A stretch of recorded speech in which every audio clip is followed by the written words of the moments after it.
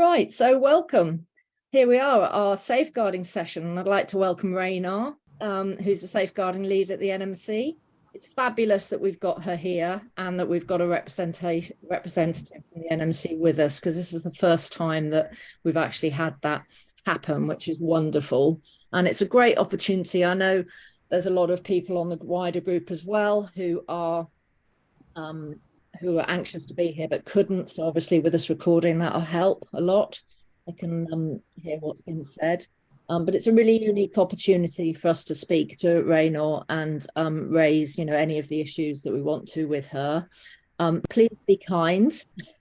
I'd like her to feel that she can come back. And, she's very aware that, our cohort has been through an awful lot. That's why she's here. But equally, she can't solve everything. So she's not here to discuss cases. She's here to talk to you about the safeguarding, her role within safeguarding, and how she can help the NMC move forward on that aspect, really.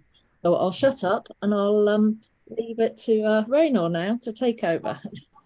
Thanks so much, Catherine, and thank you so much for having me. I'm really happy to be here, and hopefully I can just tell you a bit about my role, what I'm doing, and give you some assurances that, I'm here to be looking at the protection of all the people that engage with the NMC, so yourselves, all our registrants as well, and I'm working very closely with our professional support lead as well to make sure that we're really focusing on how can we make the fitness to practice experience, our engagement with any part of the NMC, be it registrations or standard, any of that area, to make it feel a little bit more welcoming, a little bit more kind of engaging and a bit easier to navigate as well. Okay, so just starting with some introductions. I was recruited into post late last year, so October 2022.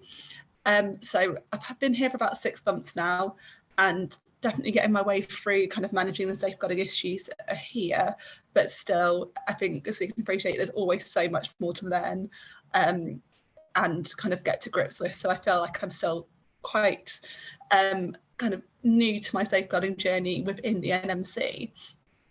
Just to kind of outline what my role does, and I'll go into a bit more depth later on, it does cut across the whole of the organisation. So, any issue that comes up that could be safeguarding related, be it with someone that comes into contact with our organisation, a registrant, a member of staff, then my role is to kind of get involved there and help out with any safeguarding issues. And that could be policy, that could be individual kind of issues that we're grappling with, or something a little bit more process driven. So it's really quite wide ranging. It's the first time there's been a safeguarding lead within the NMC, and I think it's really positive to see that they've moved towards this. And I definitely, have had a bit of a snoop around our regulators and to understand what they've got in place in terms of their safeguarding. And from what I understand, we are one of the sort of more kind of ahead of the game healthcare regulators in terms of having a safeguarding lead. I think the only one I've managed to definitely locate at the moment is the GMC as well. So yeah, really good to hear that they're kind of recognising safeguarding responsibilities and really working towards that as an organisation. And just in terms of my background, I don't want to labour it too much, but just so you understand, I did my degree and master's at the University of Manchester. So I did a degree in law and a master's in medical law, and then I've previously worked at the General Medical Council as an investigations officer and Royal College of Surgeons, which is really around kind of practice improvement for kind of surgical teams. And then finally, I've worked in adult safeguarding for the last 6 years, and that was as a safeguarding adults board manager. So that was really involved in kind of looking at a strategic level, how we can improve safeguarding and how we make sure that we quality assure it and make sure everything's in place. So I think that's given me a good grounding to understand how regulation works, but also how sort of safeguarding works as well, and kind of bring those two worlds together. I would say, I was an investigation officer at the General Medical Council, and I've worked, I had my own caseload with doctors that I kind of worked with throughout the whole of the safeguarding process, and I think it was really important to me that the doctors I worked with felt empowered and confident and assured to kind of speak to me if they had any problems. And I think by and large, we were generally able to navigate that, and the doctors I work with kind of get through the process, which is incredibly stressful with with minimal impact on them from an emotional kind of engagement with the GMC. So I think that's something I was quite proud of when I left. I even had a couple of regulatory bodies ring me up and say, defence unions ring me up and said, we're sad we're leaving. So, you know, it is really important to me, and I definitely understand how challenging and difficult it is for people to go through the fitness to practice process. So it's an area that I'm really, focused on in terms of my role at the moment.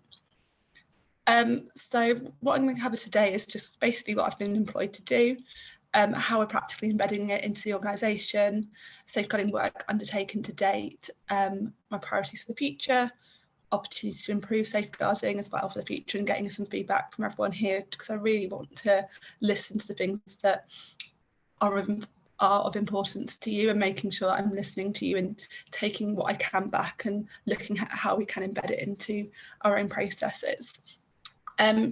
Catherine, you've covered a lot of the ground rules, but I just want to say, obviously some of the content we deal with is distressing, so I won't be offended, or if you need to take a time out to go and just have a few minutes to yourself, then please do. I'm not going to be upset about it. It's not going to bother me. So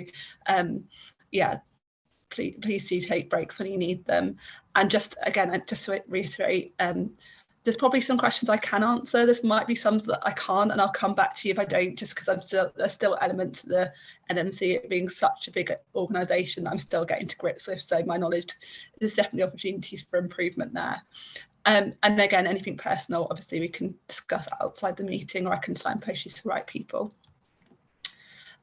So what does my role at the NMC look like? So I cover 3 different areas, although it feels like quite a bit more sometimes. The first side is around assurance, so looking at our data, looking at our trends around safeguarding, and understanding what the picture of safeguarding looks like for the NMC. So that's really focused on, when we're getting safeguarding concerns reported, are they increasing? Are people's needs becoming more complex? What are the concerns about? Are they similar? And then we also have serious event reviews, sorry, that's very jargony on there, and serious incident reports.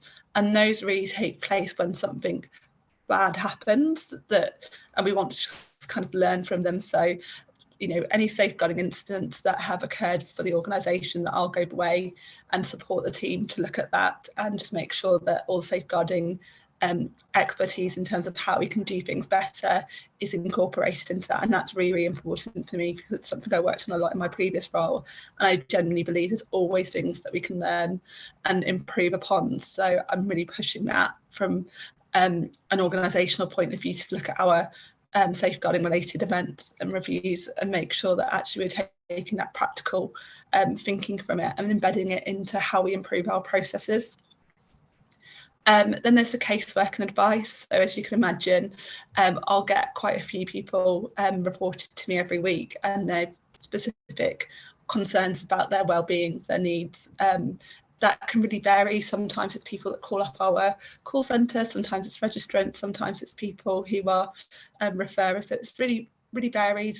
The concerns really vary as well. But what I'll do then is provide some tailored advice about how we can make sure we're supporting that individual, or if we can't support them directly, how do we refer them into the right services that can provide them with that support instead? And again, there's also around that kind of provided advice on specific projects. So it's not just about kind of dealing with the emergency crisis points that come into our organisation. It's about looking at our organisation and the work that we're doing and seeing where we can bring a more safeguarding and holistic approach to the work we're doing, so it feels like we're avoiding those concerns. Because again, I'm sure, similar to everyone else here, prevention is a really important issue we want to be focusing on, and ideally, we wouldn't be getting ourselves into a situation where we're having to crisis manage things. We're dealing, we'll have our policies and procedures exactly where they need to be, and staff confident and really empowered to respond to safeguarding need.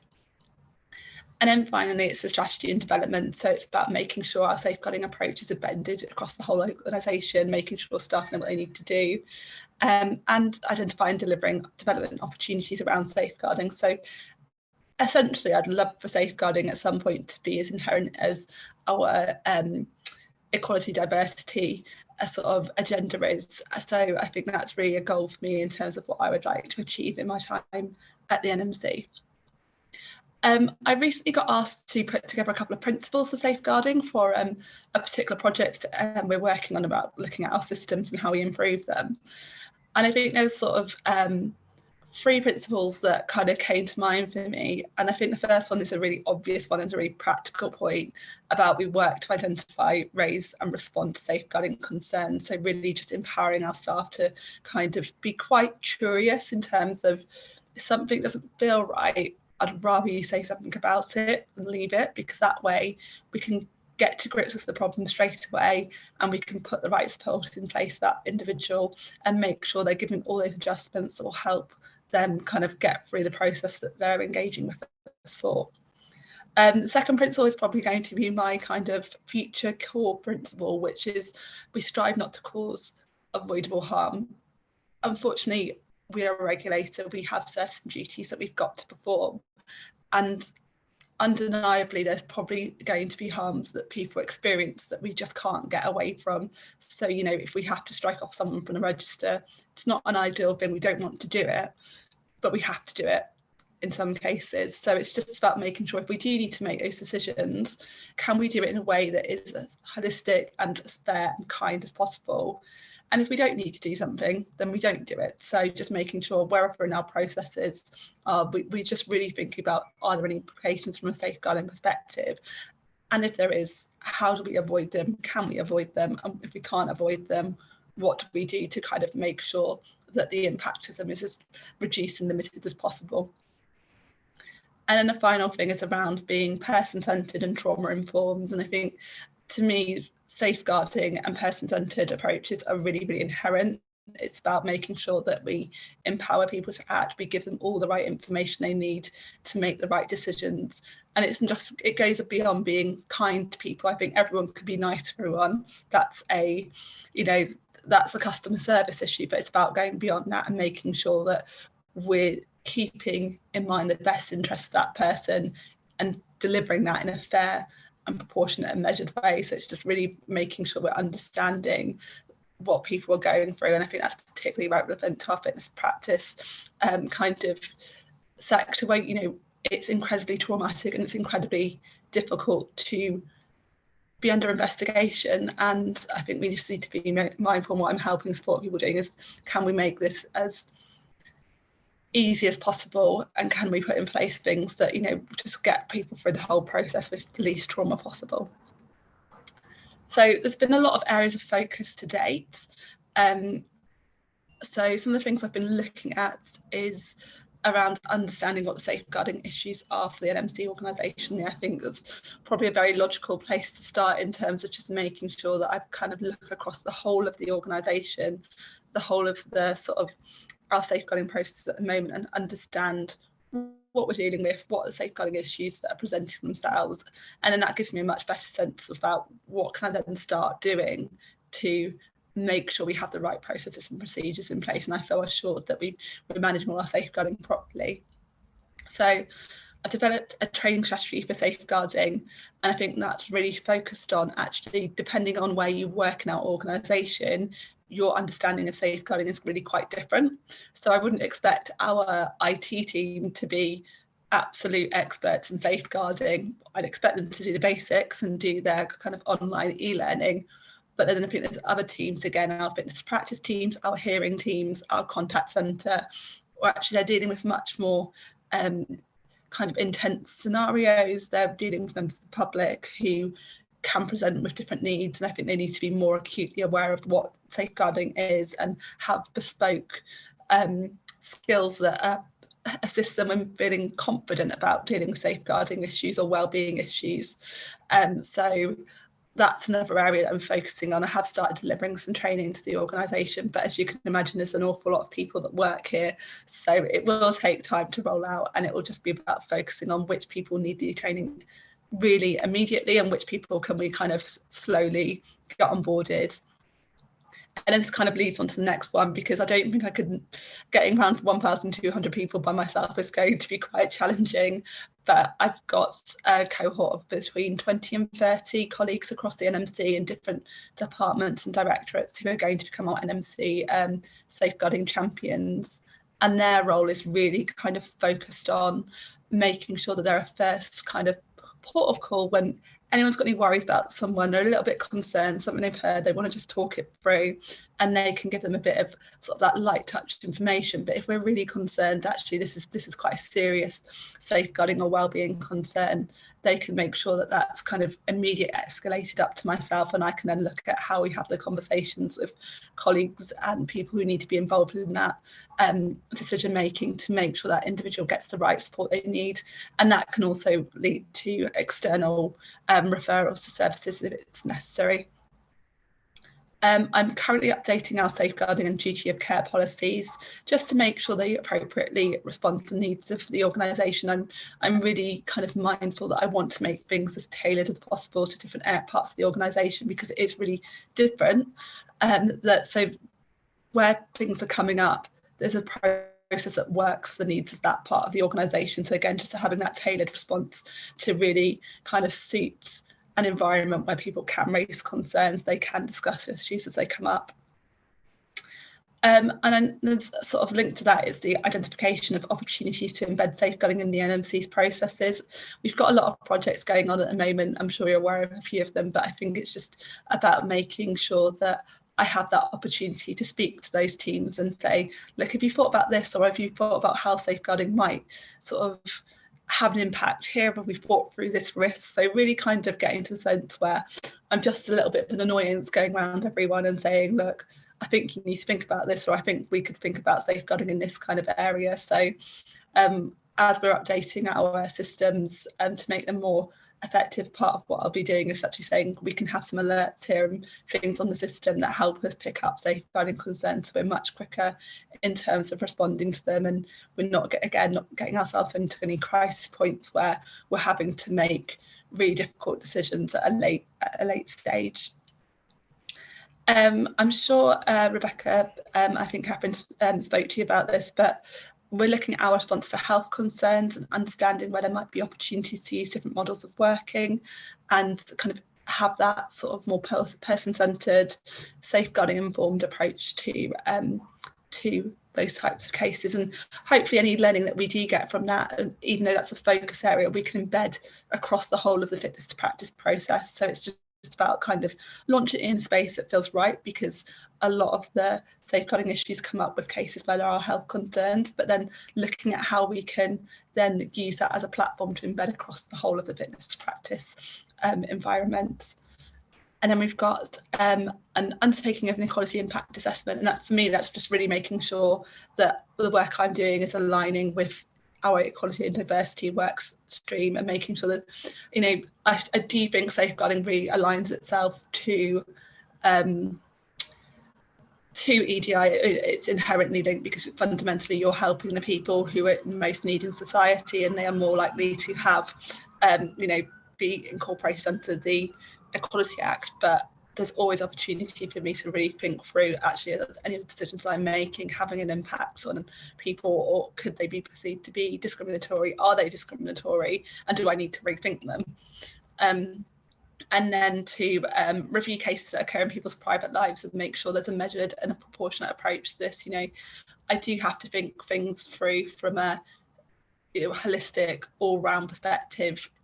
Whose safeguarding needs to take precedent? Is it the public? Is it the registrants who are under investigation? Is it something else I need to kind of take consideration of? But what I'm really kind of keen to do is make sure any decisions I'm making are really context driven, and they're thinking through all the risks, and they're thinking through all the implications on everyone. And I think that's an approach in safeguarding that you kind of used to. So I hope that sort of thinking will be quite valuable, albeit though in plenty of areas in the NMC it's already embedded. So I'll just go into future priorities for a second. As you'll imagine, there's going to be a lot of work to do, and can't get everything done straight away. There's only one of me here at the moment, but some of the things I'm kind of looking at for the future is around how do we support people who may lack the capacity to engage with our processes, and I think linked to that is about how do we is there potential to use advocacy support and intermediaries for people under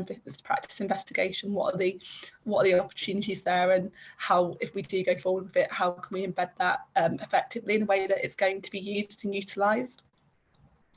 to input into organisational change work to ensure that safeguarding is again built into our future systems. So again, looking forward about having that long-term vision. I can't achieve everything right away, but what I can do is look at how we really properly embed it. So there's that sort of, it's not going to be a short-term thing that gets forgotten. It's going to be something that becomes part of our inherent day-to-day business.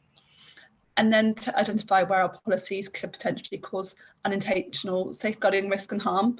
I mean, I think realistically, I'd have to examine the whole of the organisation, because there's always something that you can think of and feel like reflect upon and say, actually, could I have done this better? Is this something that could have an unintended consequence? So I think there's an opportunity to look through everything we can do and look at making sure that we've put steps in place to mitigate risk. And again, from my perspective, I really want to focus on making sure the learning from our serious events, safeguarding serious events, are really well embedded into our work. These issues happen, they're incredibly traumatic, they're horrible to hear sometimes, but I think we need to be reflecting on actually when we hear something bad that's happened, how we're utilising that and how we embedding it into practice, and how can I, with having that safeguarding background, really make sure that those recommendations are tailored into what we need from a safeguarding perspective. So I'm just going to jump out of this a second so I can see everyone again, because I've just got a quick activity I thought it'd be helpful to just get some feedback from everyone on. Obviously, more than happy to answer some questions in the interim. There are some more slides going forward and some more opportunities for questions, but I'm just really interested to understand and hear about what are the safeguarding issues that you're most worried about for your colleagues, for fellow registrants, and particularly for those people going through the fitness to practice process, which I appreciate it's not the only area you engage, but it does really feel like the high risk area, and that's something I'm really, I understand well, and I know I really want to focus on making sure we've got the right things in place within the parameters of what I can achieve and what I'm allowed to do given our legislation. I think from the questions that I've had in advance, and I've just picked up one on the chat here, so if people don't want to put their hand up and speak, feel free to pop it on the chat. Susie's just asked about the impact of lengthy process, and the fact that these cases go on for so long, has not only has a risk to the public, but also a major impact to the safeguarding of the registrant that's going through it. Is there any feed-in work from this, she says, in regards to safeguarding to help work on this at all? Yeah, absolutely. So some of the things I'm kind of, I think sometimes there's a lot of tension between this and safeguarding, because occasionally I'll have to get involved and put some of the case on pause if we don't always have the information to be like, what is the situation with this person? Are they safe? Are they well? So, but I think long term, my goal is really that if we have the safeguarding procedures in place, we don't have to pause anything. Really, we'll be in a situation where we can say, well, actually, we know how to respond to this, so we don't need to put a pause on the case. We can just proceed with things because we've got the right infrastructure and the right support mechanisms here to really help with something, help with managing that. I think the second thing there is really around looking at long-term, issues like vexatious referrals. That's going to be a really important area, and I should imagine, I'll be doing some work there about how we kind of make sure we're making the right decisions around that. So those sorts of things are definitely in my mind.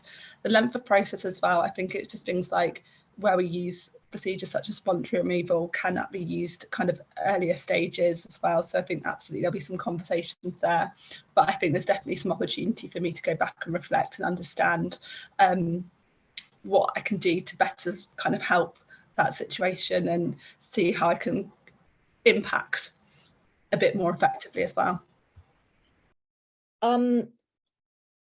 Currently, are there any, another question I've had sort of by email, currently, are there any welfare checks done on registrants that are undergoing FTP?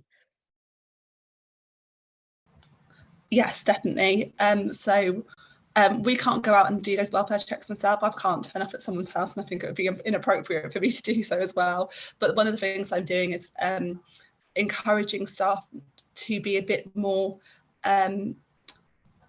feel less scared about calling the police if we're worried about someone. I'd much rather someone call the police and make a decision that actually it's not needed, then we don't react and something awful could happen. So we do try and do that within the best kind of way possible, have those conversations with people, check in on them, saying, are you okay, we've got a suicide and policy, and that's really there to make sure that we are kind of following the right procedures in line with what Samaritans kind of say is best practice around responding to suicidal kind of concerns. But I think absolutely I've made welfare checks, I've spoken to people's GPs where it's been appropriate to say, look, we've got some few concerns here, and also spoken to mental health teams to help make referrals where it's necessary. But we're just very mindful that that's done within legitimate, you know, we have legitimate concerns, and we're not doing anything there to obstruct people's right to, you know,